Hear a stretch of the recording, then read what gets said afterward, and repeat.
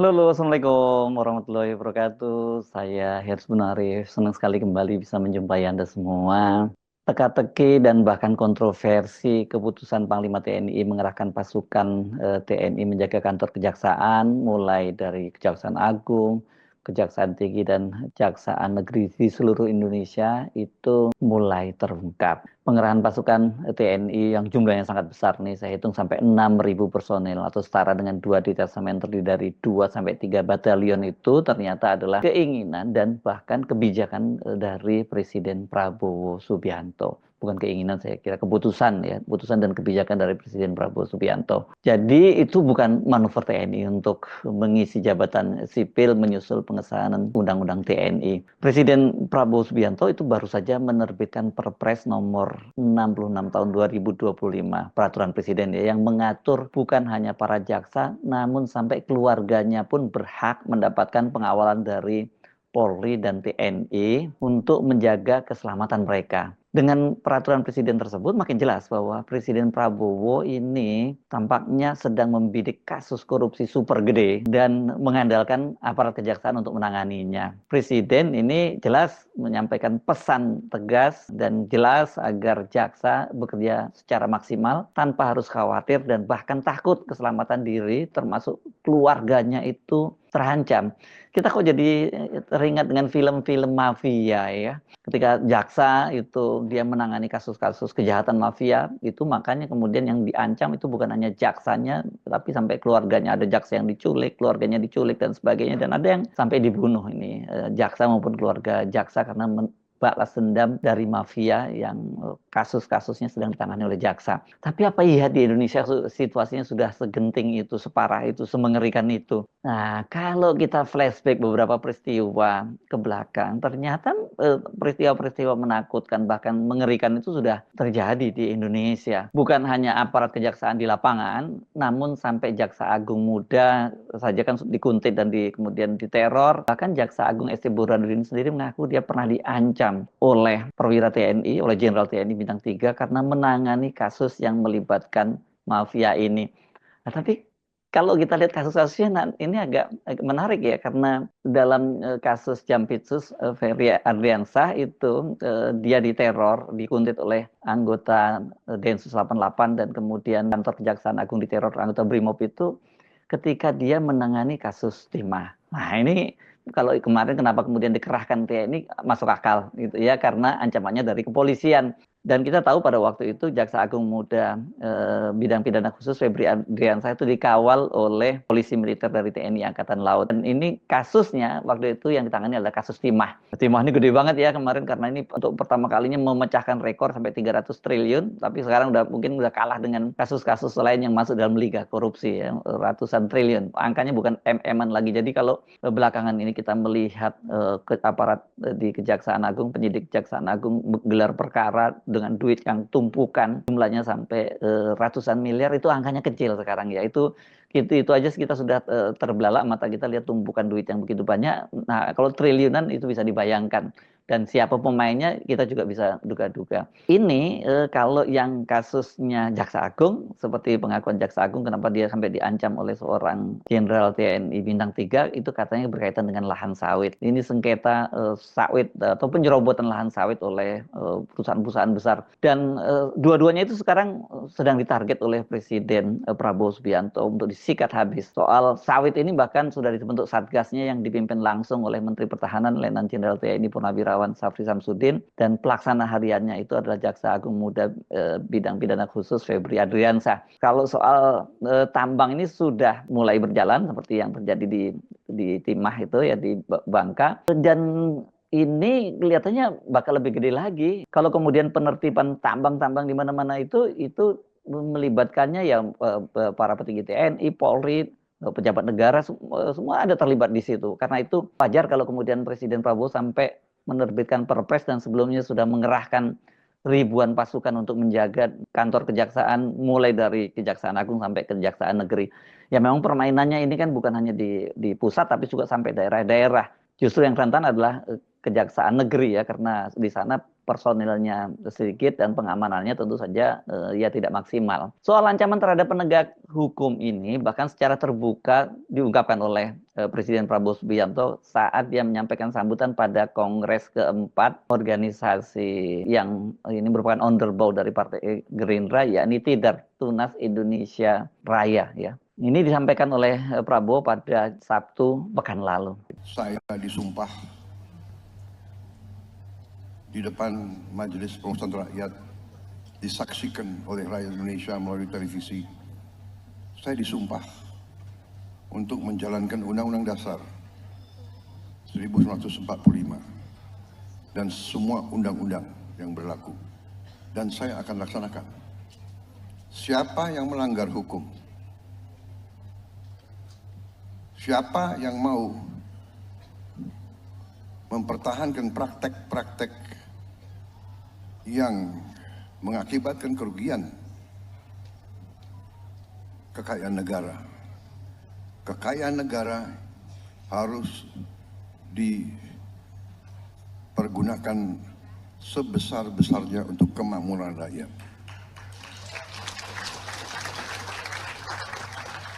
Untuk kesekian kali lagi saya tegaskan, ini sumpah saya, ini tekad saya. Dan saya percaya dan saya sudah buktikan dalam 6 bulan pemerintahan yang saya pimpin, kita sudah selamatkan ratusan triliun uang rakyat. Kita sudah selamatkan.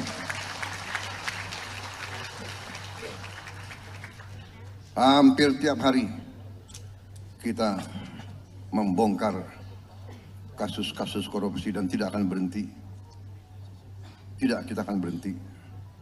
Dan saya tahu ada penegak hukum yang diancam. Saya tahu, saya dapat laporan. Ada yang rumahnya didatangi, ada yang mobilnya diikuti, ada yang rumahnya difoto. Kita paham itu. Tapi saya hanya ingin sampaikan, kita tidak gentar, saya tidak gentar.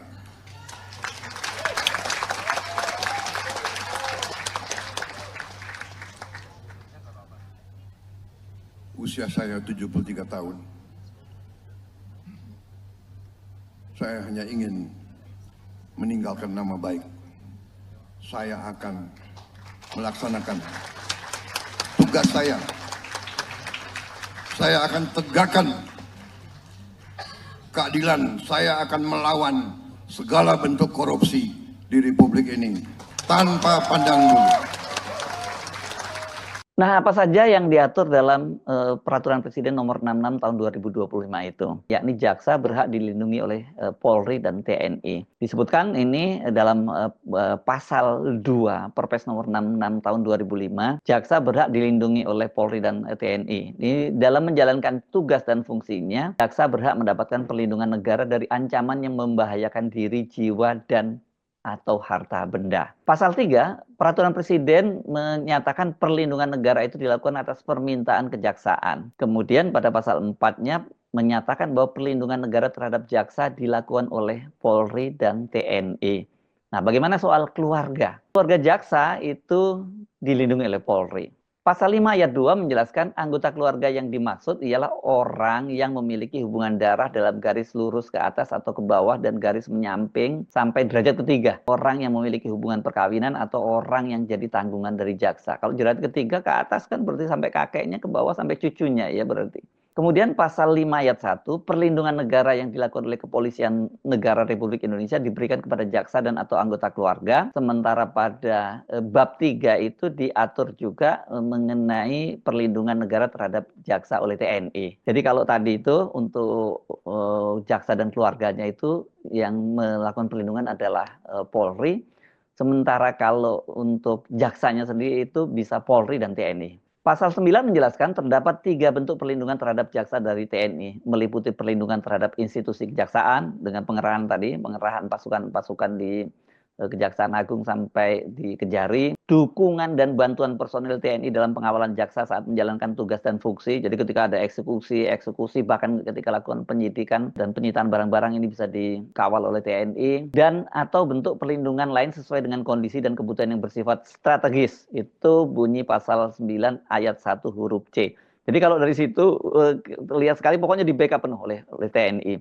Nah, yang juga cukup menarik itu diatur sumber pendanaan itu dan disebutkan dari APBN, berarti ada dan tetap non budget, bukan non budgeter ya, tapi berarti di luar anggaran operasional rutinnya dari Kejaksaan dan TNI tentu saja ya.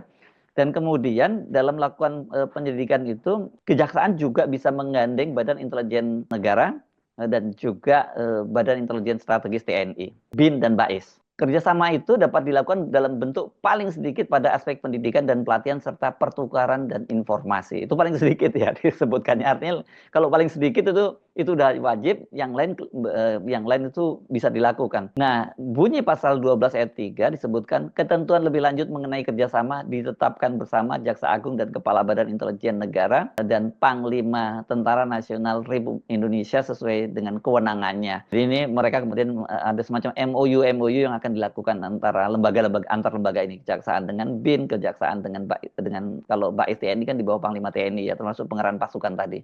Apa sih kasus yang menakutkan, bahkan ini mengerikan yang dihadapi jaksa kok sampai kemudian presiden membuat peraturan presiden yang mewajibkan atau membolehkan jaksa dan keluarganya itu dikawal oleh Polri dan TNI. Yang paling menghebohkan tentu saja kasus yang menimpa Jaksa Agung Muda Tindak Pidana Khusus Febri Ardiansyah. Peristiwanya terjadi tahun yang lalu pada bulan Mei tahun 2024 dan ini heboh sekali ya karena pada waktu itu Jaksa Agung Muda Febri Ardiansyah kan diketahui dia sedang makan malam di sebuah restoran Prancis di kawasan Jakarta Selatan dan pada waktu itu dia dikawal oleh polisi militer dari TNI Angkatan Laut. Rupanya dia dikuntit oleh 5 orang dari Densus 88. Ini diketahui setelah mereka ini kemudian berhasil salah satunya ditangkap dan kemudian diinterogasi, data-data di handphonenya itu disedot oleh petugas kejaksaan dan diketahui bahwa itu memang ada operasi untuk membuntuti Febri Ardiansyah dengan sandinya pada waktu itu sikat Jampitsus gitu. Nah, ini kemudian setelah ada anggota Densus 88 anti teror Polri itu yang ditangkap dan diinterogasi, kemudian kan terjadi perundingan-perundingan dan kemudian mereka minta dikembalikan tapi oleh Kejaksaan Agung tidak dikembalikan, baru kemudian setelah Polri berteleponan dengan Jaksa Agung dan kemudian ini dia diserahkan tugas ini. Tapi keesokan harinya itu kemudian terjadi teror di kantor Kejaksaan Agung. Tapi yang kita nanti terornya sebentar kita bahas ya. Nah, soal ini sempat menimbulkan kontroversi ya karena ada bantahan dan kemudian dipersoalkan oleh Komisi 3 DPR, ada bantahan tentu dari polisi dan kemudian pada waktu itu Kapus Penkum Kejaksaan Agung yang pada waktu itu dijabat oleh Ketut Sumedana itu dalam jumpa persnya itu dia menjelaskan bahwa itu bukan isu, itu fakta penguntitan di lapangan itu katanya. Dan kemudian seperti saya sebutkan tadi itu kemudian mereka diteror, yakni pada Senin malam tanggal 20 Mei 2024. Dan ini videonya kan beredar ya. Video ketika ada pergerakan tukang brimob yang mencurigakan itu pada Selasa tanggal 20 Mei lalu. Jadi peristiwa malam dan kemudian esoknya beredar video itu. Videonya nggak terlalu panjang, hanya 16-an detik, tapi terlihat itu ada belasan kendaraan roda 2 dan roda 4, itu jadi motor dan mobil, di sekitaran kantor Kejaksaan Agung Jakarta Selatan. Dan belasan kendaraan itu sempat berputar-putar mengelilingi kantor kejaksaan dengan membunyikan mesinnya digeber-geber gitu kalau seperti anak muda ya. Dan ini mereka sempat berkeliling sampai 8 kali dan mereka sempat berhenti selama beberapa saat di gerbang utama kantor kejaksaan sambil membunyikan sirene dengan keras. Dari penghitungan wartawan berdasarkan video yang beredar tadi, itu terdapat sekitar 15 sepeda motor yang dikendarai oleh orang-orang berbaju hitam dan 2 mobil besar yang berjalan beriringan. Nah, yang digeber adalah sepeda motornya, sementara sirene itu yang dibunyikan dari 2 mobil tadi dengan suara yang keras. Belakangan soal ini di Komisi 3 diakui oleh Jaksa Agung ST Burhanuddin, tapi dia pada waktu itu tidak mau menjelaskan lebih jauh. Hanya saja pada waktu itu dan Brimob itu menyatakan itu hanya framing. Jadi nggak ada peristiwa itu. Jadi kasus ini berarti kejaksaan berurusan dengan kepolisian. Dan itu kasusnya kasus timah dan wajar kalau kemudian kalau polisi yang berulah berarti TNI yang harus mengawalnya. Nah di Bangka itu yang peristiwa ini terjadi ya, peristiwa soal korupsinya pengolahan timah itu, pengolahan lahan timah itu, penyidik dari Jampitsus itu juga diteror ketika mau menahan adik seorang raja timah di Bangka itu ya. Bahkan ini kemudian dipasang jebakan-jebakan untuk mengempeskan ban mobilnya dan kemudian ada ancaman kendaraan-kendaraan yang akan dibakar gitu. Tapi akhirnya berhasil ditahan. Bagaimana dengan kasus yang menimpa Jaksa Agung? Nah, kalau tadi kasusnya itu berkaitan dengan anggota kepolisian, yang sekarang Polri. Dalam dialog di Metro TV, itu Jaksa Agung ST Burhanuddin, dia mengaku diancam oleh Jenderal Bintang 3. Dan juga dia juga mendapat tekanan dan ancaman sesungguhnya ya. Tekanan itu katanya itu bukan hanya sekali ya, karena dia ini dalam banyak kasus dia mengalami tekanan agar suatu perkara yang ditangani di Kejaksaan Agung dihentikan. Pada waktu itu ST Burhanuddin mengaku pernah didatangi oleh seorang anggota militer dan anggota militer tersebut meminta Jaksa Agung untuk membebaskan keluarganya. Jika keinginan tersebut tidak diindahkan Jaksa Agung, maka gedung Kejaksaan Agung akan diancam dihancurkan. Jadi pernah datang seorang militer ke sini, katanya dia kalau keluarga saya nggak dibebaskan, saya luluh lantakkan Kejaksaan Agung, kata ST Burhanuddin. Dan pada waktu itu Burhanuddin menjawab, silahkan saja, ini gedung punya rakyat, punya negara, kalau memang mau diluluh lantakkan, silahkan saja katanya. Nah, Burhanuddin juga mengaku pernah mendapat tekanan saat menangani kasus korupsi di sektor sawit. Kala itu katanya dia berhadapan dengan seorang jenderal bintang 3. Dan saya minta yang jenderal bintang 3 itu yang mengancam-ancam untuk datang menemui saya katanya. Nah, kalau kemudian yang terlibat ini ancamannya dari TNI, apalagi jenderal, mestinya yang turun tangan ya adalah polisi militer dalam hal ini dan Puspom TNI yang harusnya turun tangan langsung. Dari beberapa kasus ini kita jadi paham bahwa Pak Prabowo jelas ini sedang membidik kasus yang super gede ini. Kalau sudah sampai bikin perpres itu kan masa Pak Prabowo ini akan menembak nyamuk dengan meriam? Dipastikan tidak.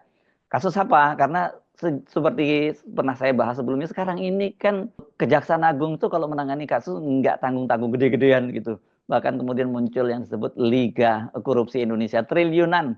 Ini beda jauh dengan KPK yang sekarang menangani perkara ecek-ecek gitu ya. Jadi kelihatannya saat ini Pak Prabowo mengandalkan kejaksaan untuk menangani kasus-kasus korupsi. Kendati selain KPK kita tahu polisi juga ada Kortas Tipikor. Kalau melihat effort yang dikerahkan, tadi saya menyebut itu kalau total semuanya dari kantor Kejaksaan Agung sampai Kejari itu sampai 6.000 personel lebih, yang berarti itu 2 detasemen terdiri 2 sampai 3 peleton. Ini kan menjadi semacam operasi militer selain perang OMSP yang sangat gede dan memerlukan biaya besar. Jadi pasti dengan effort besar itu yang ditarget adalah kasus-kasus yang gede banget. Nah, apa kasusnya? Kita bisa menduga nggak jauh-jauh itu pasti dari sektor sawit dan tambang ya. Ini yang paling gede dan itu memang melibatkan aparat penegak hukum. Bahkan tadi kan juga bukan hanya dari kepolisian dalam timah, tapi juga militer TNI di kasus sawit. Tapi sebenarnya di dua lahan ini, sawit dan tambang ini memang sudah jadi rahasia umum para aparat penegak hukum dan bahkan politisi, TNI itu juga terlibat dalam kasus itu juga termasuk kepala-kepala daerah. Jadi ya harus effort yang sangat gede. Jadi jangan sekali lagi jangan sampai Pak Prabowo menerbitkan perpres ini hanya ibarat seperti orang menembak nyamuk dengan meriam. Saya hakul yakin pasti bukan itu yang dimaksudkan. Saya Sebenarif, sampai jumpa lagi. Wassalamualaikum warahmatullahi wabarakatuh.